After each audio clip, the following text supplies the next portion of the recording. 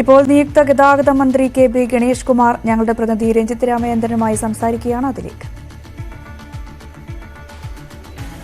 മൂന്നാം തവണയാണ് മന്ത്രിസ്ഥാനത്തേക്ക്. ജനങ്ങൾക്ക് ഒരുപാട് പ്രതീക്ഷയുണ്ട്. കാരണം കഴിഞ്ഞ 2 തവണയും ആ പ്രതീക്ഷ നിറവേറ്റിയ ആളാണ്. എന്ത് പ്രതീക്ഷകളെ ഇത്തവണ? ജനങ്ങൾ ആഗ്രഹിക്കുന്ന പോലെ അവരുടെ മനസ്സിനനുസരിച്ചുള്ളൊരു ഭരണം പ്രതീക്ഷിക്കുക. എന്നെക്കൊണ്ട് കഴിയുന്നതിന് പരമാവധി ഞാൻ നീതി പുലർത്തുകയും സത്യസന്ധത പുലർത്തുകയും കറപ്ഷൻ ഇല്ലാത്ത കാര്യങ്ങൾ മുന്നോട്ട് പോകും. ഇടതുപക്ഷമായ സർക്കാരിൻ്റെ മുഖമുദ്ര തന്നെ കറപ്ഷൻ ഇല്ലായിരുന്നു. അപ്പോൾ അതിന് വളരെ ഇമ്പോർട്ടൻസ് എടുക്കും. എൻ്റെ വകുപ്പിൽ നിന്ന് ഒരു തരത്തിലുള്ള പണം ചോർന്നു പോകാൻ അനുവദിക്കില്ല. ഞാൻ വ്യക്തി ജീവിതത്തിൽ ഒരല്പം പിശുക്കനാണ്. അപ്പോൾ അതുകൊണ്ട് സർക്കാരിൻ്റെ പണം ഞാൻ എൻ്റെ മുറികളിൽ താമസിക്കുന്ന ഹോട്ടലിൽ പോലും ആവശ്യമില്ലാത്ത ലൈറ്റ് ഇടാത്താണ്. കാരണം വൈദ്യുതി ലാഭിക്കണമെന്ന് ചിന്തിക്കുന്നതാണ്. അപ്പോൾ ആ ഒരു ആറ്റിറ്റ്യൂഡ് എല്ലാ കാര്യങ്ങളും. അപ്പോൾ KSRTCയുടെ ചെലവ് KSRTC വകുപ്പാണെങ്കിൽ എൻ്റെ ചെലവ് പരമാവധി കുറച്ചുകൊണ്ട് വരവ് വർദ്ധിച്ചാൽ മാത്രമേ നമുക്ക് പ്രയോജനമുണ്ടാകും. അപ്പോൾ അത്തരത്തിലുള്ള വളരെ അച്ചടക്കമുള്ളൊരു സിസ്റ്റത്തിലേക്ക് ഇങ്ങനെ കൊണ്ടുവരിക എന്നുള്ള ലക്ഷ്യമാക്കുന്നത് ജനങ്ങൾ ആഗ്രഹിക്കുന്ന പോലെ. ജനങ്ങൾ അഴിമതിക്കെതിരാണ്. അപ്പോൾ അഴിമതി നിർത്തുന്നതോടെ തന്നെ കെടുകാര്യസ്ഥതയും അഴിമതിയും മാറുന്നതോടെ തന്നെ സംഗതി മട്ടുമാറും. KSRTCയിലെ 90% ജീവനക്കാരും നല്ലവരാണെന്നാണ് ഞാൻ വിശ്വസിക്കുന്നത്. ഒരുപാട് അധ്വാനം ഇല്ല. അവരെ സംബന്ധിച്ചൊരു നിരാശ എന്ന് പറയുന്നത് ഞങ്ങൾ കഷ്ടപ്പെട്ടു ആളെ കയറ്റുന്നു കൊണ്ടുവരുന്നു. എനിക്ക് മനസ്സിലാക്കിയത് സൈക്കോളജിക്കലി എനിക്ക് മനസ്സിലാക്കാൻ കഴിഞ്ഞില്ല. ഞങ്ങൾ കഷ്ടപ്പെട്ട് യാത്ര ചെയ്ത് നമ്മൾ ആളെ കൊണ്ടുവരുന്നു. അത് ഫലപ്രദമായ രീതിയിൽ അവർക്ക് പ്രയോജനപ്രദ രീതിയിലോ നാടിന് പ്രയോജനപ്രദ രീതിയിൽ ഉപയോഗിക്കപ്പെടുന്നില്ല. നല്ലൊരു ശതമാനം ആളുകൾ പറയുന്നത് അവർ ശമ്പളമില്ല, പെൻഷനില്ല. അവർ അധ്വാനിച്ചിട്ട് അവർക്ക് ഞങ്ങൾ കിടന്ന് അധ്വാനിക്കുന്നു, ഇത് എവിടെ പോകുന്നു എന്നുള്ള ചോദ്യം. ഇനി അവർക്ക് ധൈര്യമായിട്ടിരിക്കാൻ എവിടെയും പോകില്ല. ഇതിലെ നോട്ടക്കാരനായിട്ട് ഞാൻ എല്ലാ ഈച്ച് ആൻഡ് എവറി സ്ഥലത്ത് ഞാൻ അങ്ങനെ പോയിരുന്നൊരു സമയം ഉണ്ടായിരുന്നു അല്ലേ? ഇല്ല, ഞാനല്ല ഈച്ച് ആൻഡ് എവറി സ്ഥലത്ത് എവിടെയാണ് ചോർച്ച വരാൻ സാധ്യതയുള്ളത് ആദ്യത്തെ 2 ആഴ്ചകളെ ഈ സമയം ഞാൻ പഠിച്ചതിന് ശേഷം ഞാനത് ബഹുമാനപ്പെട്ട മുഖ്യമന്ത്രിയുടെ എന്താണ് കണ്ടതെന്ന് അദ്ദേഹത്തിന് എക്സ്പ്ലെയിൻ ചെയ്തു. അദ്ദേഹത്തിന് അനുമതി വാങ്ങിച്ചുകൊണ്ട് കർശനമായ ചെലവ് ചുരുക്കൽ മാത്രമേ നമുക്ക് രക്ഷപ്പെടാൻ പറ്റൂ. അത് വളരെ സ്റ്റൈലായിട്ടുള്ള ചെലവ്, വേറെ ആവശ്യമില്ലാത്ത ചെലവ് ചുരുക്കല്ല. മാക്സിമം അനാവശ്യമായ ചിലവുകളെല്ലാം ഒഴിവാക്കും. ഒരു പൈസ പോലും നമുക്ക് നഷ്ടപ്പെടാത്ത രീതിയിൽ നമ്മൾ അതിൻ്റെ ചോർച്ച അടയ്ക്കണം. അടച്ചു കഴിയുമ്പോൾ തൊഴിലാളികൾക്ക് കുറച്ചുകൂടി ഒരു ആത്മവിശ്വാസം കൈവരും. ഒരു പരിധിവരെ നഷ്ടപ്പെട്ടിരിക്കുകയാണ്. പിന്നെ എനിക്ക് യൂണിയൻ പ്രവർത്തകരോട് പറയാമെന്ന് വെച്ചാൽ, നിങ്ങൾ സമരത്തിന് വേണ്ടി ഇടതുപക്ഷം വേണ്ടി സർക്കാരിനെ മോശക്കാരനാക്കാൻ വേണ്ടി സമരം ചെയ്യേണ്ട. നിങ്ങൾ കൂടി സഹകരിക്കൂ, കുറച്ച് സമയം തരും. ആ ഒരു ആത്മവിശ്വാസം അതിൽ എങ്ങനെ നൽകാൻ പറ്റുമെന്നുള്ളതാണ് തൊഴിലാളികൾ. ഞാൻ അത് പ്രവർത്തനം തുടങ്ങുമ്പോൾ അവർക്ക് മനസ്സിലാവും. അത് പിന്നെ സമരത്തിന് വേണ്ടി ഒരാൾ സമരം ചെയ്യണമെന്ന് ആഗ്രഹിച്ചാൽ സമരം ചെയ്തത്. പക്ഷെ അത്തരത്തിൽ സമരം ചെയ്യുമ്പോൾ തൊഴിലാളികൾ ചിന്തിക്കേണ്ടത് നമ്മുടെ കാലം അവസാനിക്കുകയാണ്. ഈ പ്രായത്തിൽ ഇനിയിപ്പോൾ ഇത് പൊളിഞ്ഞാൽ വേറെ സ്ഥലത്ത് പോയി ജോലി ചെയ്യാനാണ്. ഇടതുപക്ഷം സർക്കാർ കഴിഞ്ഞ 7.5 വർഷമായി അങ്ങോട്ട് പൈസ കൊടുത്തു ഈ പ്രസ്ഥാനത്ത് നിലനിർത്താൻ.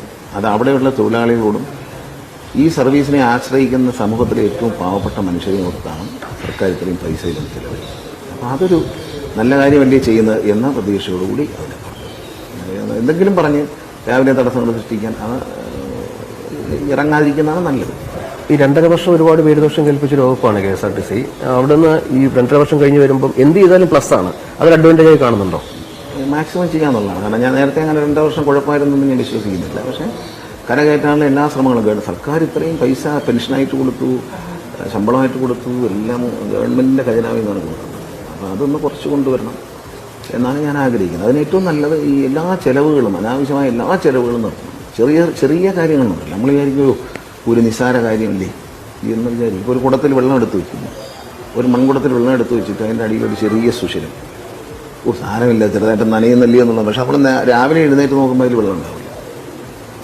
അപ്പം അത്തരത്തിലുള്ള ചെറിയ ഓട്ടകൾ പോലും അടയ്ക്കാനുള്ള പരിശ്രമം അത് തൊഴിലാളി നേതാക്കളും ഏതൊക്കെ സ്ഥലത്ത് ചോർച്ചയുണ്ടെങ്കിലും എന്നെ അറിയിച്ചാൽ നമ്മൾ അടയ്ക്കും. പണ്ടും അങ്ങനെ ചെയ്തിട്ടുണ്ട്. പണ്ട് യൂണിയൻ നേതാക്കൾ തന്നെയാണ് പറഞ്ഞുകൊണ്ട് ഇന്ന സ്ഥലങ്ങളിൽ കുഴപ്പമുണ്ട്, അത് തടയണം എന്ന് അവർ തന്നെയാണ് എന്നോട് ആവശ്യപ്പെട്ടിട്ടുള്ളത്. അപ്പം തന്നെ ഞാൻ തടഞ്ഞു കൊടുത്തിട്ടുമുണ്ട്. ഈ സിനിമാ വകുപ്പ് ചോദിച്ചു എന്ന് കേട്ടു, അത് കിട്ടാത്ത നിരാശയുണ്ടോ? ഇല്ല, അങ്ങനെ ചോദിച്ചില്ല.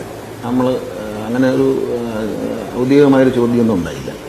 സിനിമാ വകുപ്പ് കിട്ടണമെന്ന് എല്ലാവരും ആഗ്രഹിച്ചത് സന്തോഷമുണ്ട്. അതൊക്കെ മുഖ്യമന്ത്രി തീരുമാനിക്കേണ്ട കാര്യമാണ്, LDF തീരുമാനിക്കേണ്ട കാര്യമാണ്. CPM-ൻ്റെ കയ്യിലിരിക്കുന്ന വകുപ്പാണ്. അതെടുക്കണമെന്നൊക്കെ അവർ പാർട്ടിയും മുന്നണിയും തീരുമാനിച്ച് മുഖ്യമന്ത്രി അദ്ദേഹത്തിൻ്റെ തീരുമാനം വേണം. അത് സിനിമ പ്രവർത്തകർക്ക് അത് നന്നാകണം എന്ന് ആഗ്രഹമുള്ളതുകൊണ്ട് ചില ആളുകൾ ആഗ്രഹം കൊണ്ട് പറഞ്ഞതാണ്. സിനിമയെ ഞാൻ സിനിമാ നടനായിരുന്നു. ഞാൻ സിനിമയെ നല്ല രീതിയിൽ എനിക്ക് മുന്നോട്ട് കൊണ്ടുവരാൻ കഴിഞ്ഞു എന്ന് വിശ്വസിക്കുന്നതാണ്. ഞാൻ ഈ വിവാദങ്ങളിലൊക്കെ ഒരു ഏറ്റവും നല്ല ഒരു ഫെസ്റ്റിവൽ നടത്താൻ പോലും എനിക്ക് കഴിഞ്ഞു എന്നുള്ളതാണ്. ഒരു അപശബ്ദങ്ങളും ഇല്ലാതെ വളരെ സുരക്ഷിതമായി നല്ല ഫെസ്റ്റിവൽ ഞാൻ നടത്തിയിട്ടുണ്ട്. ഏറ്റവും ഇതുവരെ കണ്ട ഫെസ്റ്റിവലിൽ വെച്ച് ഏറ്റവും വളരെ സ്റ്റൈലായിട്ടുള്ള ഫെസ്റ്റിവലാണ് നമ്മൾ. കഴിഞ്ഞ 2 വർഷം അതിന് ഈ ചലച്ചിത്ര അക്കാദമി ചെയർമാനെതിരെ ഭയങ്കര കൂവലും പ്രശ്നങ്ങളും എതിരുള്ള അഭിപ്രായങ്ങളൊക്കെ ഒരുപാട് വന്നു ഫെസ്റ്റിവലുമായി. വ്യക്തിപരമാണ്. കാരണം ഈ ഫെസ്റ്റിവൽ കാണാൻ വരുന്നവരും ഫെസ്റ്റിവൽ പങ്കെടുക്കുന്നവരും സ്വാഭാവികമായിട്ടും അല്പം ബുദ്ധിജീവികളും അവരൊരു കുറച്ചുകൂടെ വ്യത്യസ്തമായ മറ്റൊരു കാഴ്ചപ്പാടുള്ളവരാണ്. അപ്പോൾ അവരെ സാധാരണ നിലയിൽ നമ്മൾ കണ്ടാൽ നമ്മൾ മണ്ടന്മാരാണ്. അപ്പോൾ അവർക്ക് പല പല കാലിബറുള്ളവരാണ്, പല പ്രദേശത്ത് വരുന്നവരാണ്, പലരും നല്ല റീഡിങ് ഹാബിറ്റ് ഉള്ളവരാണ്. അവർ ലോകത്തെക്കുറിച്ച്, അവർ സിനിമകൾ, ലോക സിനിമകളെക്കുറിച്ചൊക്കെ നല്ല ധാരണയുണ്ട് കാണാൻ വരുന്നവർക്ക്. അപ്പോൾ അവരുടെ അടുത്ത് അവരെ ആ നിലയിൽ കാണുക എന്നുള്ള ഒരു വെറും ഒരു മോശക്കാരായിട്ട് അവരെ കാണാൻ പറ്റത്തില്ല. കാരണം വിവിധ മേഖലകളിൽ അവർക്ക് ഉള്ളതായ ചില കഴിവുള്ളവരാണ് ഈ കാണാൻ വരുന്നവർ ഇതിൽ പങ്കെടുക്കുന്നത്. ഇതൊരു പിന്നെ ചുമ്മാ കാഴ്ചയ്ക്ക് വരുന്നവരും ഉണ്ട്. പക്ഷേ എങ്കിലും നല്ല കുറേ സിനിമകൾ കാണണം എന്നൊക്കെ ആഗ്രഹിച്ച് ഇതിനൊരു പഠിക്കണം, മനസ്സിലാക്കണം എന്നൊക്കെ പറഞ്ഞിട്ട് പറ്റുന്നവരുണ്ട്. പിന്നെ ചുമ്മാ ഇടിക്കുന്നവരുണ്ട്. ഇവിടെ ആൾക്കൂട്ടങ്ങളിടത്തെല്ലാം ഇടിക്കുന്ന കുറച്ച് ആൾക്കാരുണ്ട്, അതിൽ കാര്യമില്ല. പക്ഷേ അവരെ നമ്മൾ അവരുടേതായ നിലവാരത്തിൽ കാണും. ഈ സിനിമാത്തിൻ്റെ അഭിപ്രായം രഞ്ജിത്തിൻ്റെ സ്വന്തം അഭിപ്രായമാണ്. അദ്ദേഹം അങ്ങനത്തെ ഒരു പ്രകൃതമാണ് പണ്ടും, ഇപ്പോഴൊന്നും അല്ല, ഇങ്ങനൊന്നുമല്ല. എന്തെങ്കിലുമൊക്കെ ഇങ്ങനെയുള്ള കാര്യങ്ങൾ പറയുന്ന ഒരാളാണ്.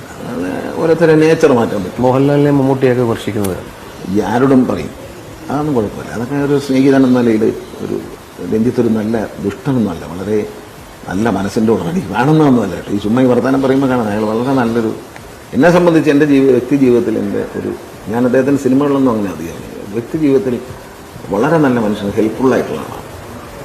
ഈ പറയുന്ന ഒന്നും മാടമ്പിക്കുന്നു അദ്ദേഹത്തെ വിളിക്കുന്നു. ഈ സംസാരിക്കുമ്പോൾ അങ്ങനെ തോന്നും. കാരണം ഞാൻ തുറന്ന് പറയുമ്പം മാടമ്പിയാന്ന് പറയുന്ന പേര്. അങ്ങനെ മാടമ്പികളും അടിമകളൊന്നും ഇപ്പോൾ ഇല്ലല്ലോ. പിന്നെ അദ്ദേഹത്തിൻ്റെ മനസ്സിൽ തോന്നുന്ന എല്ലാവരും പറയുന്നില്ലേ, അതുകൊണ്ട് അദ്ദേഹം പറയുന്നത് അദ്ദേഹം ഒരു രാഷ്ട്രീയക്കാരനല്ല, ഒരു കലാപ്രവർത്തകനാണ്. അപ്പോൾ അദ്ദേഹത്തിൻ്റെ ഒരു സ്റ്റൈൽ വേറെയാണ്. പക്ഷേ രഞ്ജിത്തിനെ ഒരിക്കലും ഒരു മനുഷ്യത്വമില്ലാത്ത ആളാണ്, വളരെ മനുഷ്യത്വമുള്ളതാണ്. ഒരുപാട് പേരെ സഹായിച്ചിട്ടുണ്ട്. എന്നെ പേരെടുത്ത് പറയുന്നത്, നമുക്കൊരു വിഷമം വന്നാൽ നമ്മൾ കൂടെ നിന്ന് സഹായിക്കാനുള്ള മനസ്സിൽ ഒരു നല്ല സ്നേഹിതനായിട്ടാണ് എനിക്ക് തോന്നിയിട്ടുള്ളത്. ഞങ്ങൾ തമ്മിൽ പ്രശ്നമൊന്നുമില്ല, ഞങ്ങൾ തമ്മിൽ സ്നേഹമാണ്. പക്ഷെ ഇപ്പം എന്നെ പറ്റി അദ്ദേഹം പറഞ്ഞാൽ ഞാനൊരു തമാശയായിട്ട് എടുക്കുന്നത്, അതൊന്നും ഒരു സ്വാതന്ത്ര്യം കൊണ്ട് പറയുന്നതാണ്. രഘുവിനെ പറ്റിയൊക്കെ ചില കമൻറ്റ്, അതാ ഭീമൻ രഘു എന്ന വ്യക്തിയോടുള്ള സ്നേഹവും ആ ഒരു നമ്മുടെ ഒരാളാണല്ലോ എന്നുള്ള ഇത് അല്ലെ കുറ്റമായിട്ട് പറയുന്നതല്ല. ഇപ്പം മുകേഷിൻ്റെ കഥകളും കാണാം, മുകേഷ് കഥകൾ, അത് മുകേഷ് ദുഷ്ടത്തരം കൊണ്ട് പറയുന്നതല്ലല്ലോ. ചില തമാശകൾ നമ്മളെ പറ്റിയൊക്കെ പറയുമ്പം ചിരിക്കും. അപ്പോൾ അത്തരത്തിലുള്ള കഥകളാണ്. അത് നമ്മളൊരു അദ്ദേഹം ഫിലിം മേക്കറല്ലേ, അദ്ദേഹത്തിൻ്റെ സിനിമയെ പറ്റി, അദ്ദേഹം എടുക്കുന്ന സിനിമകളെ പറ്റി, അതിൻ്റെ പരാജയത്തെപ്പറ്റി, വിജയത്തെപ്പറ്റി, തിരഞ്ഞെടുക്കുന്ന സബ്ജക്റ്റിനെ പറ്റി അദ്ദേഹത്തിൻ്റെ ഒരു കാഴ്ചപ്പാട് കാണാം. അതിലൊക്കെ നമ്മളെ ഇങ്ങനെ തന്നെ വേണം നമ്മളെങ്ങനെ പറയും. മറ്റേതുപോലത്തെ രഞ്ജിത്തൊരു അങ്ങനൊരു ദുഷ്ടനും ദ്രോഹിയാണ്. ചേട്ടൻ എങ്ങനെയാണ് സിനിമ അഭിനയം തുടരുമോ? മന്ത്രിയായാലും കേന്ദ്രത്തിന്റെ സമ്മതം വേണം, അനുവാദം വേണം. അതെ, നല്ല റോളുകൾ വന്നാൽ അപ്പോഴും ഞാൻ മുഖ്യമന്ത്രിയോട് ചോദിക്കും, അദ്ദേഹം അനുവദിക്കുകയാണെങ്കിൽ നമ്മുടെ ജോലിയുടെ സൗകര്യങ്ങളൊക്കെ നോക്കി കുറച്ച് ദിവസത്തേക്ക് അങ്ങോട്ടും മാറാം. ഞാൻ പൊതുപരിപാടിയൊന്നും ഏറ്റെടുക്കുന്നത്, ഞാൻ പൊതുപരിപാടി ഏറ്റെടുത്ത് ചെറിയ ചെറിയ പരിപാടികളൊക്കെ ആയിട്ട് രാജ്യം മുഴുവൻ ഇറങ്ങിയാണ് ഒരു കാര്യം നടക്കില്ല. നമ്മുടെ കൂടെയുള്ള ഉദ്യോഗസ്ഥന്മാർക്ക് തന്നെ ഒരു കോൺഫിഡൻസ് നൽകണമെങ്കിൽ നമ്മൾ അവരെ കൊടുക്കണം. നമ്മൾ കറങ്ങി നടന്ന് ഈ ഉദ്ഘാടനം ചെയ്തിട്ടുണ്ട്, ഒരുപാട് ഉദ്ഘാടനം ചെയ്തിട്ടുണ്ട്. ഞാൻ അല്ലെങ്കിലും പോകാറില്ല, രഞ്ജിത്തിനറിയില്ല, ഞാൻ പത്തനാപുരം വിട്ട് എവിടെയും പോകാറില്ല. അത് ഇനിയും അങ്ങനെ തന്നെ തുടരും. കാരണം അതാ സ്ഥലങ്ങളിൽ MLA-മാരുണ്ട്, MP-മാരുണ്ട്, അവർക്ക് അവരെ പ്രോട്ടോക്കോളുണ്ട്, അവർക്ക് അതിന് അധികാരമുണ്ട്, അവകാശം. ഉദ്ഘാടനങ്ങളൊക്കെ അവർ ചെയ്തിട്ട് അതൊക്കെ നമ്മളെന്തിനാ കയറി ചെല്ലുണ്ടാകും. ഈ ഔദ്യോഗിക വസതി വേണ്ട, സ്റ്റാഫുകളുടെ എണ്ണം കുറയ്ക്കുന്നു, അങ്ങനെയൊക്കെ. ഔദ്യോഗിക വസതി വേണ്ടാന്ന് വയ്ക്കാൻ കാര്യം പറയുന്നതല്ല. മന്ത്രിയാകുമ്പോൾ എല്ലാം പറക്കിക്കൊണ്ട് അങ്ങോട്ട് പോവുക, അല്ലാതാകുമ്പോൾ എല്ലാം പറക്കിക്കൊണ്ട് ഇങ്ങോട്ട് വരിക, അതൊന്നും വേണ്ട. ഞാനും എൻ്റെ ഭാര്യയും 2-3 പിള്ളേരുമുണ്ട്. അവർ ഒരാൾ വെളിയിലാണ്, 2 പേര് ഇവിടെ ഉണ്ട്. അവർ വന്നും പോയൊക്കെ നിൽക്കും. അപ്പോൾ അതുപോലെ അത് മതി. ഈ സ്റ്റാഫുകളുടെ എണ്ണം കുറയ്ക്കുക ചെലവൊരുക്കലിന്റെ ഭാഗമായിട്ടാണ്. അതല്ല, നമ്മൾ ആവശ്യമില്ലാത്ത ആളുകളെ, ഇതൊക്കെ തലവേദനയാണ്. ഞാൻ അച്ഛനൊക്കെ ഉള്ള സമയത്താണ് മണ്ഡല മന്ത്രിയായത്.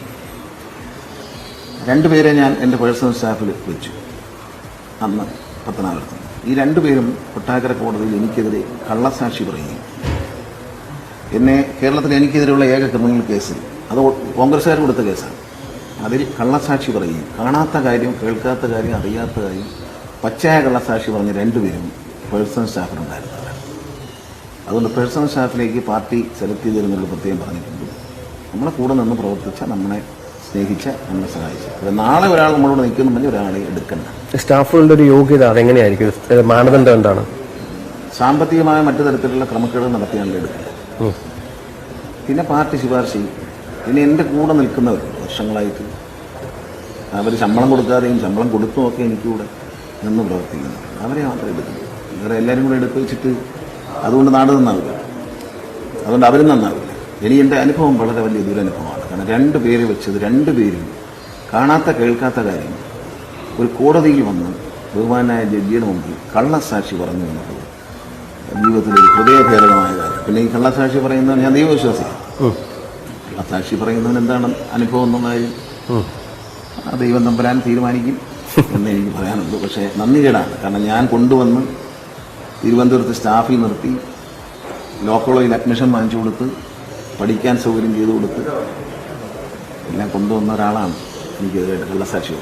പരിപൂർണമായ കള്ളസാക്ഷിയാണെന്ന് വായിക്കുന്ന ആർക്കും മനസ്സിലാവും. ചുമ്മാ വായിച്ചാൽ മനസ്സിലാവും ഇത് കള്ളമാണ് പറയുന്നത്. ഇന്നലെ തന്നെ പ്രതിപക്ഷത്തിന്റെ ആക്രമണം തുടങ്ങിക്കഴിഞ്ഞു. ഗണേഷ് കുമാർ മന്ത്രിസഭയിൽ വരുന്നതുകൊണ്ടാണ് അവർ സത്യപ്രതിജ്ഞ ബഹിഷ്കരിക്കുന്നത്. ഇനി അത് തുടരാനുള്ള സാധ്യത അവരെന്തായാലും ബഹിഷ്കരിക്കും.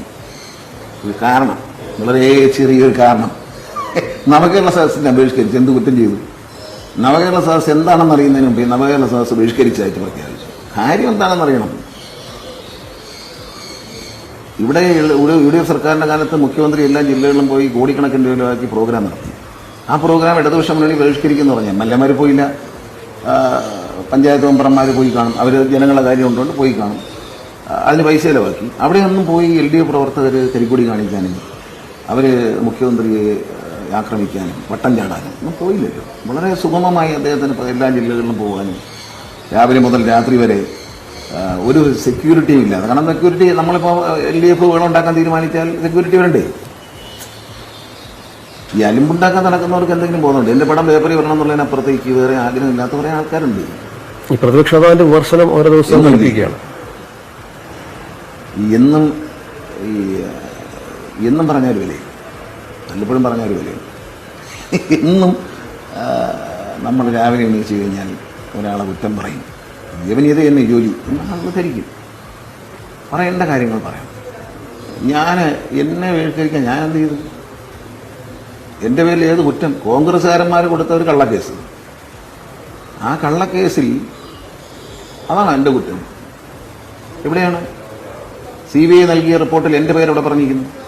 കൂടാതെ മുഖ്യമന്ത്രിയുടെ പേരവിടെ പറഞ്ഞിരിക്കുന്നു. എൻ്റെ പേര് ചുമ്മാ ഒരു അറിയാത്ത വായിച്ചു നോക്കണം. മലയാളത്തിലെ പേജ് വായിച്ചു നോക്കണം. അതെ, അത് ഈ മലയാളത്തിലെ മുഖ്യധാര പത്രത്തിന് ഫ്രണ്ട് പേജിൽ വാർത്ത അടിച്ചു. അവർ പോലും മനസ്സിലാക്കാതെ. കാരണം എന്താ ഒരു ആ പത്രത്തിന്റെ ലക്ഷ്യം എന്ന് പറയുന്നത് തന്നെ ഒരു കുഴപ്പം LDF-നെതിരെ ഉണ്ടാക്കണം എന്നുള്ളത് മാത്രമാണ്. നിങ്ങളെല്ലാം ആ റിപ്പോർട്ട് വായിച്ചു നോക്കി. ആ റിപ്പോർട്ട് ഞാൻ എൻ്റെ കേരളത്തിലെ ഏറ്റവും പ്രമുഖനായ ഹൈക്കോടതി അഭിഭാഷകർ 2 പേരെ കാണുകയും ഇത് വായിക്കാൻ കൊടുക്കുകയും ചെയ്തു. അവർ പറഞ്ഞു ഇതിനകത്ത് എന്താണ്, നിങ്ങൾക്ക് എന്താണെന്ന് ചോദിച്ചു.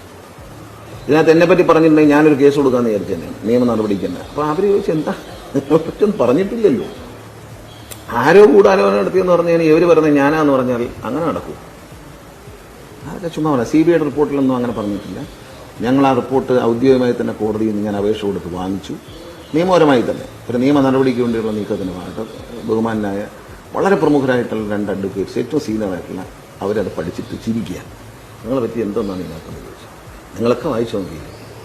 ചാനലിന് പ്രധാനപ്പെട്ട ആളുകളെല്ലാം ഇത് വായിച്ചു നോക്കിയിട്ട് അവരൊന്നും ഇതിനകത്ത് അയാളുടെ പേരൊന്നും കാണുന്നില്ലല്ലോ എന്ന് പറഞ്ഞു. ഒരു പത്രം അത് പണ്ടുമുണ്ട്. LDF എന്ത് ചെയ്താലും അവർ കുറ്റപ്പെടുത്തി. ഈ പലരും തടസ്സപ്പെടുത്താൻ ശ്രമിച്ചിട്ടും ഇന്ന് സത്യപ്രതിജ്ഞയിലേക്ക് പോവുകയാണ്. ആരോടാണ് ഏറ്റവും കൂടുതൽ കടപ്പാട്? ഇടതുപക്ഷ മുന്നണിയോട് മുഖ്യമന്ത്രിയോടാണ്. കാരണം തടസ്സപ്പെടുത്താൻ ശ്രമിച്ചെങ്കിൽ ഇടതുപക്ഷ മുന്നണി പാർട്ടിക്ക് നൽകിയൊരു വാക്കുണ്ട്, അത് കൃത്യമായി പാലിച്ചു എന്നുള്ളത് ഇടതുപക്ഷ മുന്നണിയുടെ അന്തസ്സായി നമ്മൾ. വേറെ ഏത് മുന്നണിയാണെങ്കിൽ നാളെ ആവട്ടെ മറ്റന്നാളാവട്ടെ ഉച്ചയാവട്ടെ നോക്കിട്ട് കാണേണ്ട മതി അങ്ങോട്ടും നടക്കും. പക്ഷെ ബഹുമാനപ്പെട്ട മുഖ്യമന്ത്രി LDF യോഗത്തിൽ പറഞ്ഞത് ഡിസംബർ 25-ാം തീയതി കാണുമ്പോൾ ഒന്നൊരാൾ ചോദിച്ചാൽ പറഞ്ഞു ഡിസംബർ തീരാൻ പിന്നെയും ദിവസം ഉണ്ടല്ലോ എന്ന് പറഞ്ഞു. ആ വാക്ക് അതിനെ കൃത്യമായി പാലിക്കുന്നത് അതൊക്കെ LDF ഒരു തീരുമാനം. ഇപ്പം ഒരു പഞ്ചായത്തിലാണെങ്കിൽ പോലും ഇന്ന ദിവസം 30-ാം തീയതി പഞ്ചായത്ത് പ്രസിഡന്റ് മാറി മറ്റൊരു ഘടകകക്ഷി കൊടുക്കുമെന്ന് പറഞ്ഞാൽ ആ ദിവസം കൊടുത്തിരിക്കും. ഞാൻ മനസ്സിലാക്കുന്ന ആ വാക്ക് അംഗീകരിക്കുന്നത് കോടിയേരി ബാലകൃഷ്ണനാണ് എന്നുള്ളതാണ്. അദ്ദേഹം ഇന്നില്ല.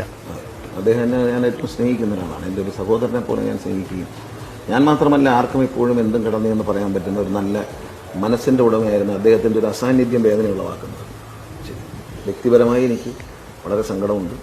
ഞാനും എൻ്റെ കുടുംബവുമായും വളരെ നല്ല സ്നേഹബന്ധം വെച്ച് പുലർത്തിയിരുന്നു. ഈ വനംവകുപ്പിലായിരുന്നപ്പോൾ ഓഫീസ് നടപടിക്രമങ്ങളിലൊക്കെ വളരെ വ്യത്യസ്തമായ ശൈലി ഉപയോഗിച്ചിരുന്നു. ഇവിടെയും അത് പ്രതീക്ഷിക്കാമോ? ഓഫീസ് വർക്കുകളെല്ലാം എഫിഷ്യൻ്റ് ആക്കാനുള്ള ആളുകൾ. അതുകൊണ്ട് ഞാൻ പറഞ്ഞ ഒരുപാട് പേര് സ്റ്റാഫിലില്ല എന്ന് പറയാൻ കാര്യം അത്യാവശ്യം പാർട്ടിക്കാർ പാവപ്പെട്ട കുട്ടികളൊക്കെ ഉണ്ട്, അവരെ പരിഗണിക്കും. അപ്പോൾ പൂർണ്ണമായി എണ്ണത്തിൽ കുറയ്ക്കുമെന്ന് ഞാൻ പറഞ്ഞിട്ടില്ല. അത് അനാവശ്യമായ ആളുകളെ എടുക്കില്ല. വെറുതെ ആവശ്യമില്ലാത്ത ആൾക്കാരെ എടുത്തിട്ട് അച്ഛൻ്റെ അനുഭവം മോശമായിരുന്നു. അച്ഛൻ്റെ പേഴ്സണൽ സ്റ്റാഫിലെടുത്ത് എല്ലാവരും വേറെ പാർട്ടിയിലാണ്. ഇപ്പോൾ പിന്നെ അച്ഛൻ്റെ അനുഭവം നമ്മൾ എടുക്കണ്ടേ? അച്ഛൻ്റെ അനുഭവം വലിയ അനുഭവമില്ല. അച്ഛൻ്റെ പാർട്ടിയിലുള്ള ആളെ പണ്ട് അച്ഛൻ പേഴ്സണൽ സ്റ്റാഫിലെടുത്തു. അത് കഴിഞ്ഞ് അയാൾ ഓർത്തഡോക്സ് സഭയ്ക്ക് അടൂര് കോളേജ് തുടങ്ങിയപ്പം മാർത്തമ്മക്കാരനായ അദ്ദേഹത്തിന് ഓർത്തഡോക്സ് സഭയിൽ തിരുമേനോട് പറഞ്ഞ് ജോലി വാങ്ങിച്ചു കൊടുത്തു. പക്ഷെ ജോലി വാങ്ങിച്ചു കൊടുത്തതിന് ശേഷം അദ്ദേഹം ഈ കേരള കോൺഗ്രസ് പി എന്ന പാർട്ടിയുടെ പുച്ഛാണ്. അദ്ദേഹം ജോസഫിൻ്റെ കൂടെ ചേർന്നു, മാണി സാറിൻ്റെ കൂടെ ചേർന്നു, ജോസഫ് സാറിൻ്റെ കൂടെ ചേർന്നു, ജേക്കബ് സാറിൻ്റെ കൂടെ ചേർന്നു.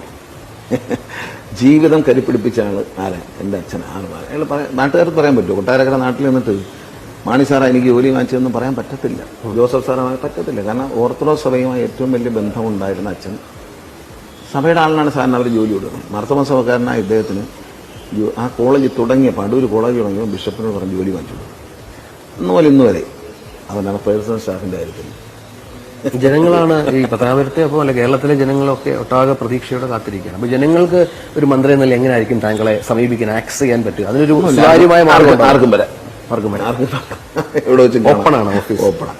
മധ്യസ്ഥർ വേണ്ട, അത്ര എനിക്ക് പറയാം. മധ്യസ്ഥരൊന്നും വേണ്ട. ഇപ്പോഴും എനിക്ക് മധ്യസ്ഥരൊന്നുമില്ല. പത്തനാപുരത്തുകാരായാലും ശരി, എന്നെ കാണാൻ പാർട്ടി നേതാക്കളെ വിളിച്ചുകൊണ്ടിരിക്കുക, മധ്യസ്ഥരെ കൊണ്ടുപോകും, അത് വേണ്ട. ഞാനൊരു സാധാരണക്കാരനല്ലേ. അവതാരങ്ങളൊന്നും ഉണ്ടാവില്ല, ഒരു അവതാരം ഉണ്ടാവില്ല. എനിക്കറിയാമല്ലോ, ഞാൻ പഠിച്ചല്ലോ ജീവിതത്തിൽ. 2014 കണ്ട ഗണേഷ് കുമാർ അല്ല 2023. ഞാൻ എൻ്റെ ജീവിതം ഒരുപാട് പഠിച്ചു. ആരുണ്ട് ആരില്ല എന്നൊക്കെ ഞാൻ മനസ്സിലാക്കി. അതുകൊണ്ട് ആ സാധാരണക്കാരായ ജനങ്ങൾ മാത്രമേ അവരോടെയുള്ളൂ പ്രതിബദ്ധത. ആരും വരണ്ട, ഒരു അവതാരങ്ങളും വേണ്ട. മുഖ്യമന്ത്രി പറഞ്ഞ വാക്ക് വളരെ ശരിയാണ്. അവതാരങ്ങൾ പ്രത്യക്ഷപ്പെട്ടു തുടങ്ങും, വേണ്ട. എൻ്റെ ഫോണിലേക്ക് കഴിഞ്ഞ 10 വർഷമായി വിളിക്കാത്ത ആരുടെയും ഫോൺ ഞാൻ എടുക്കാറില്ല. പിന്നെ MLA-മാർക്കെല്ലാം നേരിട്ട് എപ്പോഴെങ്കിലും കാണാം. ആ ജനപ്രതിനിധികൾക്ക് ഞാൻ വലിയ പ്രാധാന്യം കൊടുക്കും, ഒരു സംശയവും വേണ്ട. പഞ്ചായത്ത് പ്രസിഡന്റായാലും പഞ്ചായത്ത് മെമ്പറായാലും അവർ ഏത് പാർട്ടിയാണെങ്കിലും ഞാൻ അവരെ കാണുകയും അവരുടെ കാര്യങ്ങൾ കേൾക്കുകയും ചെയ്യും. കാരണം അത് അതിൻ്റെ ചുമതലയാണ്. കാരണം അവർ ജനങ്ങളാൽ തിരഞ്ഞെടുക്കപ്പെട്ടത്. അവർക്ക് വലിയ വിലയുണ്ട്. ത്രിതല പഞ്ചായത്ത് സംവിധാനത്തിലെ അംഗങ്ങൾക്ക് വലിയ വിലയുണ്ടെന്ന് വിശ്വസിക്കുന്നതാണ്. കാരണം ത്രിതല പഞ്ചായത്ത് സംവിധാനം കൊണ്ടുവന്നത് LDF ആണ്. അപ്പോൾ ആ സംവിധാനത്തിനൊരു വലിയ വിലയുണ്ട്. അവരെ നമ്മൾ അതുപോലെ സ്നേഹിക്കും. ഞാൻ എൻ്റെ പേഴ്സണൽ സ്റ്റാഫായാലും എല്ലാവരും ആ തരത്തിലേക്ക് വിടണം. ആശങ്കയല്ല. ഈ എങ്ങനെയാണ് ഒരു പത്തനാപുരമായിട്ടുള്ള ബന്ധം? എല്ലാ ദിവസം 5 ദിവസമെങ്കിലും ആഴ്ചയിൽ തിരുവനന്തപുരത്തേക്ക്? ഞാൻ 4 ദിവസം തിരുവനന്തപുരത്തുണ്ടായിരുന്നു. 4 ദിവസം തിരുവനന്തപുരം, 3 ദിവസം പത്തനാപുരം. വെള്ളി, ശനി, ഞായർ പത്തനാപുരം. ഈ ഒരു അവസാനത്തിൽ ചോദ്യം കൂടി, നമ്മുടെ ഈ നവകേരള ബസ് ഇനി എന്ത് ചെയ്യും? വളരെ വിവാദമായൊരു ബസ്സാണ്. അതുമായിട്ട് ബന്ധപ്പെട്ട് ഒരുപാട് വാർത്തകൾ. അങ്ങനെ വിവാദമാകത്തൊക്കെ ആഡംബരങ്ങളൊന്നുമില്ല. അതിനൊന്ന് സർവീസ് ചെയ്ത് റെഡിയാക്കിയിട്ട് എവിടെ ഓടിക്കാന്നുള്ള കാര്യം KSRTCയുടെ മാനേജ്മെൻറ്റായിട്ട് ആലോചിച്ചിട്ട് തീരുമാനിക്കും. അത് മിസ്യൂസ് ചെയ്യില്ല. കാരണം അത് യൂട്ടിലൈസ് ചെയ്യണ്ടേ. നമ്മളൊരു KSRTCക്ക് ഒരു ബസ് കൂടി കിട്ടിയെന്ന് വിചാരിച്ചാൽ മതി. അല്ല, നവകേരള കേസ് ഒരു പാപമൊന്നുമല്ലല്ലോ. പക്ഷെ അതുണ്ടാക്കിയ സമയത്ത് എന്നോടൊന്ന് ചർച്ച ചെയ്തു. ഞാൻ ഈ ഓട്ടോമൊബൈൽ മന്ത്രിയൊന്നും അല്ലെങ്കിലും ഈ ഓട്ടോമൊബൈൽ രംഗത്ത് ഒരു ഭ്രാന്തരാണ്. അതുകൊണ്ട് എനിക്കിതൊക്കെ ഭയങ്കര ക്രൈസാണ്. അപ്പോൾ ഒന്ന് ചോദിച്ചിരുന്നെങ്കിൽ കുറച്ചുകൂടെ മുഖ്യമന്ത്രി കാണത്തക്ക രീതിയിലുള്ള വണ്ടി ഞാൻ ഉണ്ടാക്കിയത്. ഫ്രണ്ടിൽ ഇരിക്കുമ്പോഴേ മുഖ്യമന്ത്രി ഇരിക്കും, മന്ത്രിമാരിക്കും, അവരെ അന്ന് കാണണ്ടേ. ഇതൊരു കിളിവാതിലല്ലേ മേളിൽ. അത് ശരിയായില്ല എന്നുള്ള അഭിപ്രായമുള്ളൂ, വേറെ കുഴപ്പമൊന്നുമില്ല. മുഖ്യമന്ത്രി നന്നായി കാണണമായിരുന്നു. നല്ല ലൈറ്റൊക്കെ ഇട്ടിട്ട് മുമ്പിൽ LED ഒക്കെ വെച്ച് അങ്ങനെ രാത്രി ഇരുന്ന് പോയാലും അങ്ങനെ എടുത്ത് കാണണമായിരുന്നു. അതിലെനിക്ക് അഭിപ്രായ വ്യത്യാസം. വണ്ടിയുടെ ബോഡി ഷേപ്പിൽ എനിക്ക് അഭിപ്രായ വ്യത്യാസമുണ്ട്. വേറെ കാര്യങ്ങളൊന്നും അഭിപ്രായ വ്യത്യാസം. അതിനകത്ത് വളരെ ചെറിയൊരു കിളിവാതിലും അതിൽ കൂടെ അല്ലല്ലോ കാണേണ്ടത്. നമ്മൾ മുഖ്യമന്ത്രിയും മന്ത്രിമാരും യാത്രയും അവരെ കാണണമെന്നാണ്. അപ്പോൾ ഫുൾ ഗ്ലാസ് ആയിരിക്കണമായിരുന്നു താഴെ വരെ. ഏതാണ്ട് ഈ ലെവൽ വരെ, ഇരിക്കുന്ന ലെവൽ വരെ ഗ്ലാസ് ആയിരിക്കണമായിരുന്നു. ആ ഗ്ലാസ്സിലൂടെ ഇങ്ങനെ അകത്ത് ലൈറ്റൊക്കെ ഇട്ട് കഴിഞ്ഞാൽ എല്ലാവരെയും, എല്ലാ മന്ത്രിമാരെയും കാണത്തക്ക രീതിയിൽ അതിങ്ങനെ ഒരു വെളിച്ചം പോകുന്നത്. അത് ഉണ്ടാക്കിയത് ഇരുണ്ടുപോയി, കളർ പോലും ഇരുണ്ടുപോയി. കളറൊന്നും അത് പാടില്ല. കളറൊന്നും യോജിപ്പില്ല. അതേ ഉള്ളൂ. അല്ല വേറെ മ്യൂസിയം വന്ന് കാണാൻ ആളുകൾ വരും എന്നൊക്കെ പറഞ്ഞ് ഒരുപാട് നല്ല ഭംഗിയായിട്ടുണ്ടാക്കിയിരുന്ന ആളൊന്നും കാണാൻ. ഈ നിറമൊക്കെ എനിക്ക് ആ നിറം ഉള്ള കാര്യം പറയാം. നിറം ഇഷ്ടപ്പെട്ടില്ല, അതിൻ്റെ ജനൽ ഇഷ്ടപ്പെട്ടില്ല. മുഖ്യമന്ത്രി ഇരിക്കുന്ന സീറ്റൊക്കെ നല്ലതാണ്. അവിടെ ആ മുഖ്യമന്ത്രി ഇരിക്കുന്ന സീറ്റിൽ അദ്ദേഹത്തെ പൂർണ്ണമായും, അദ്ദേഹം നയിക്കുന്ന ആൾ പൂർണ്ണമായും കാണണം. അപ്പം ഇദ്ദേഹത്തിൻ്റെ ഈ ഇവിടെ ഇതുവരെ കാലുവരെ കാണത്തക്കയുള്ള ഗ്ലാസ് വരണമായിരുന്നു. ബാക്കിൽ മന്ത്രിമാരിക്കുന്നുണ്ട്. അപ്പം മന്ത്രിമാരെ എല്ലാവരും കാണാൻ പറ്റിയില്ലെങ്കിലും ജനലിനോട് അടുത്തിരിക്കുന്ന മന്ത്രിമാർ, അപ്പുറത്തിരിക്കും മിനിസ്ട്രി. രാത്രി അതിനകത്ത് ലൈറ്റ് ഇട്ട് പോകുമ്പോൾ നല്ല രസമായിരിക്കും. അങ്ങനെ ചെയ്യണമായിരുന്നു. അത് വേറെ ആഡംബരമൊന്നുമില്ല. ഈ ആഡംബരം എന്ന് ചോദിച്ചാൽ ഒരാൾ പറയും, ഞാനൊരു എമൗണ്ട് പറയുകയാണ്. വണ്ടിക്കകത്തൊരു മൈക്രോവേവ് വെച്ചു. ഒരു മൈക്രോവേവിന് 10,000 രൂപയ്ക്ക് താഴെ വരികയുണ്ട് സുഹൃത്തെ. അതൊരു വലിയ സംഭവമാണോ? ചെറിയൊരു ഫ്രിഡ്ജ് വെച്ചു. 15,000 രൂപ താഴെ ഫ്രിഡ്ജ് വാങ്ങിക്കുന്നുണ്ട്. ഇവിടെ എല്ലാവരെയും വീടുകളിലും ആഫീസിലും ഒക്കെ വാങ്ങിച്ചു വെച്ചിട്ടുണ്ട്. ഇതിനകത്ത് അതൊന്ന് കയറ്റി വെച്ചെന്ന് എന്ത് കുഴപ്പമുണ്ട്? 15,000 രൂപ അതെ, 10,000 രൂപ മൈക്രോവേവ്. അപ്പോൾ 25,000 രൂപയായി. 25,000 രൂപ ഉണ്ടെങ്കിൽ അടുക്കളയും ഉണ്ടായി, ഫ്രിഡ്ജും ഉണ്ടായി. ഇത് വലിയൊരു ആരോപണമായിട്ട് പറയുന്നു. ഇതറിയുന്നവർക്ക് ചിരിക്കാനേ പറ്റൂ, അറിയുന്നവർക്ക് ചിരിക്കാനേ പറ്റൂ, അല്ലാത്തവർക്ക് സത്യമല്ലേ? സത്യമല്ലേ? ഈ സാധനത്തിൻ്റെയൊക്കെ വില ഞാൻ പറയാം. അല്ല, ഈ പറയുന്ന പാവപ്പെട്ട സാധാരണക്കാർ കേൾക്കുമ്പം അടുക്കള മൈക്രോവേവ് ഓവൻ വെച്ചു 1.5 ഇല്ല, 10,000 രൂപയ്ക്ക് കിട്ടും മൈക്രോവേവ്. ഈ ശരിയെന്ന് തോന്നുന്ന കാര്യങ്ങൾ പലപ്പോഴും തുറന്നു പറഞ്ഞൊരു സ്വഭാവമുണ്ട്. ക്യാബിനറ്റിലും അത് തന്നെ ആയിരിക്കും ഒരു രീതി. ആവശ്യമുണ്ടെങ്കിൽ പറഞ്ഞാൽ നമ്മളെ ആവശ്യങ്ങൾ പറയാമല്ലേ, നമ്മളത് ചോദിച്ചാൽ പറയാം. അല്ലാതെ അങ്ങോട്ട് കയറി എല്ലാ കാര്യത്തിലും അഭിപ്രായം പറയട്ടെ. എന്താണ് പൊതുവായ അഭിപ്രായം എന്ന് വെച്ചാൽ, ഒരു കാര്യത്തിൽ വിഷയം വെച്ചാൽ എൻ്റെ പാർട്ടിയുടെ നേതാവ് കൂടിയാണ് ഞാൻ. സമൂഹത്തിൽ പ്രവർത്തിക്കുന്ന ഒരാളാണ്. 23 വർഷമായി പൊതുരംഗത്ത് ജനങ്ങളോടൊപ്പം പ്രവർത്തിക്കുന്ന ഒരാളാണ്. അതുമായി ബന്ധപ്പെട്ട എന്ത് വിഷയമുണ്ടെങ്കിലും ചർച്ച വന്നാൽ സംസാരിക്കാൻ. ആവശ്യമില്ലാതെ രാവിലെ എണീച്ച് എന്നും ഓരോന്ന് പറയുന്നത് എന്നും പറഞ്ഞൊരു വിലയില്ല. അതൊക്കെ അതിൻ്റെ സന്ദർഭത്തിനനുസരിച്ച്, അല്ലാതെ ആരെയും വിമർശിക്കാനും ഞാൻ ആരെയും വ്യക്തികളെ വിമർശിക്കുന്നു. ചില പ്രശ്നങ്ങളെ ഞാൻ അഡ്രസ്സ് ചെയ്തിട്ടുണ്ട്. അത് ശരിയായിരുന്നു എന്ന് കാലം തെളിയിച്ചിട്ടുണ്ട്, അപ്പോൾ തെളിഞ്ഞുകൊണ്ടിരിക്കുകയാണ്. അത് UDF-ൽ നിന്നുള്ളതാണ്, LDF-ൽ നിന്നുള്ളതാണ്. ഇപ്പോൾ കുറച്ചുകൂടി ഒരു കംഫർട്ടബിൾ സോൺ എന്ന് പറയുന്ന LDF ആയിട്ട് തന്നെയാണ് തോന്നുന്നത് അല്ലേ പലപ്പോഴും? അല്ല, LDF-നുള്ള ഗുണം എന്ന് പറയുന്നത് LDF പ്രവർത്തകരും LDF നേതാക്കളും നമുക്ക് പിന്തുണ തന്നതാണ്. മറ്റിടത്ത് 1000 അഭിപ്രായമാണ്. ഇപ്പോൾ നമ്മുടെ പ്രതിപക്ഷ നേതാവിന് പോലും പിന്തുണയില്ലല്ലോ. ഉണ്ടോ? KPC പ്രസിഡന്റിനാരുടെയും പിന്തുണയുണ്ടോ? ഇല്ല, ഒറ്റയ്ക്കാണ്. അറിയില്ല, ഇവിടെ അങ്ങനെയല്ല. എന്നാൽ നമ്മൾ ഒറ്റക്കെട്ടാണ് എന്നുള്ളത് വലിയൊരു സന്തോഷമാണ്. നമ്മൾ ഇപ്പോൾ എനിക്കൊരു മന്ത്രി എന്നെ നിയോഗിക്കാൻ LDF തീരുമാനിക്കുമ്പം ഞങ്ങളുടെ അവിടെയൊക്കെയുള്ള LDF എല്ലാ ലെവലിലുള്ള ആൾക്കാരെ ഏറ്റവും വലിയ സന്തോഷമാണ്. അവരുടെ ഒരു നേട്ടമായി കാണുന്ന ആ സ്നേഹമുണ്ടല്ലോ, ആ ഒരു സ്പിരിറ്റുണ്ടല്ലോ, അത് UDF-ൽ ഇല്ല. കാരണം ഇപ്പം കുറേ ആളുകളെ എതിർക്കാൻ വരുന്നു. ഇപ്പം കരിങ്കൊടി കാണിക്കാൻ കുറച്ച് പേര് വരുന്നു, അതിനെതിരെ അഭിപ്രായമുള്ളവരുണ്ട്, അതിൽ വരാത്തവരുണ്ട്. ഫോട്ടോയിൽ പടം വരണം എന്നുള്ളവർ വരുന്നു, TV യിൽ വരാൻ വേണ്ടി വരുന്നവർ, അങ്ങനെ കുറേ ആൾക്കാരില്ല. അത് ഇവിടെ ഇല്ല. ഇവിടെ ഒരു വേദി ഒരുക്കിയാൽ സ്പെസിഫിക്കായിട്ട് എന്നെ കക്ഷികളെ എന്നെ നേതാക്കൾ വേദിയിലിരിക്കുന്ന അവരല്ലാതെ ഒരാൾ വേദിയിലോട്ട് ഇടിച്ചു കയറുകയോ ഫോട്ടോയ്ക്ക് നിൽക്കാൻ പരീക്ഷിക്കില്ല എന്നുള്ള വലിയൊരു അച്ചടക്കത്തിൻ്റെ ഭാഗമാണ്. മറ്റൊന്നെങ്കിൽ സ്റ്റേജ് പൊളിയും. ഇപ്പോൾ മുഖ്യാതിഥിക്ക് ഇരിക്കാൻ സ്ഥലമുണ്ടാകും. മുഖ്യാതിഥിക്ക് അവസാനം കസേര കൊണ്ടുവരേണ്ടി വരും. ബാക്കിയെല്ലാം പറയും നേരത്തെ. അപ്പം എല്ലാ ഭാവങ്ങളും നേരത്തെ ഇനിയുള്ള എല്ലാ വർഷം. Thank you. നിയുക്ത മന്ത്രി KB ഗണേഷ് കുമാറുമായി ഞങ്ങളുടെ പ്രതിനിധി രഞ്ജിത്ത് രാമേന്ദ്രൻ സംസാരിക്കുകയായിരുന്നു. എങ്ങനെയാണ് ഗതാഗത മന്ത്രിയായി അദ്ദേഹം വരുമ്പോൾ KSRTCയിൽ എന്തൊക്കെ മാറ്റങ്ങൾ കൊണ്ടുവരും, എങ്ങനെയൊക്കെ വരുമാനം വർദ്ധിപ്പിക്കണം, എങ്ങനെയൊക്കെ ചിലവ് കുറയ്ക്കണം എന്ന കാര്യങ്ങളിൽ വ്യക്തമായി ഞങ്ങളുടെ പ്രതിനിധിയുമായി അദ്ദേഹം സംസാരിക്കുക. എന്നാലും വൈകുന്നേരം 4 മണിക്കാണ് രാജ്ഭവനിൽ സത്യപ്രതിജ്ഞാ ചടങ്ങുകൾ നടക്കുക.